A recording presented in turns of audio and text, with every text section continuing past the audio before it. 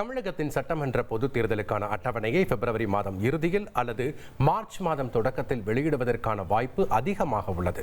மேலும் சட்டமன்ற பொதுத் தேர்தலை ஏப்ரல் மாதம் நடத்துவதற்கு தேர்தல் ஆணையம் முழு வீச்சில் தயாராகி வருவதாகவும் தகவல்கள் வெளியாகி உள்ளது. உச்சநீதிமன்றத்தின் தலைமை நீதிபதியாக சூரியகாந்தை நியமிக்க தற்போதைய தலைமை நீதிபதி BR கவாய் பரிந்துரைத்துள்ளார்.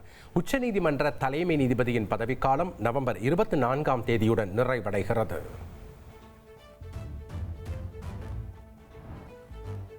சென்னையில் மழை பாதிப்பின் போது 22ஆம் தேதி முதல் 27ஆம் தேதி வரை சுமார் 4,09,000 பேருக்கு 3 வேளையும் உணவு வழங்கப்பட்டுள்ளதாக தமிழக அரசு கூறியுள்ளது. மாநகராட்சி சார்பில் 215 இடங்களில் நிவாரண மையங்கள் தயார் நிலையில் வைக்கப்பட்டு தொடர்ந்து செயல்படுவதாகவும் தெரிவிக்கப்பட்டுள்ளது.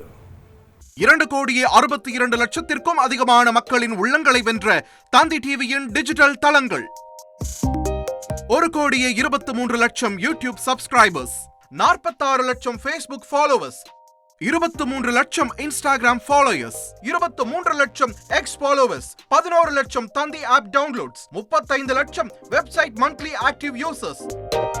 அசுரபலம் கொண்ட எங்கள் டிஜிட்டல் கரங்களில் உங்கள் விளம்பரங்களை சேர்க்க வாட்ஸ்அப் பண்ணுங்க. 8939888378.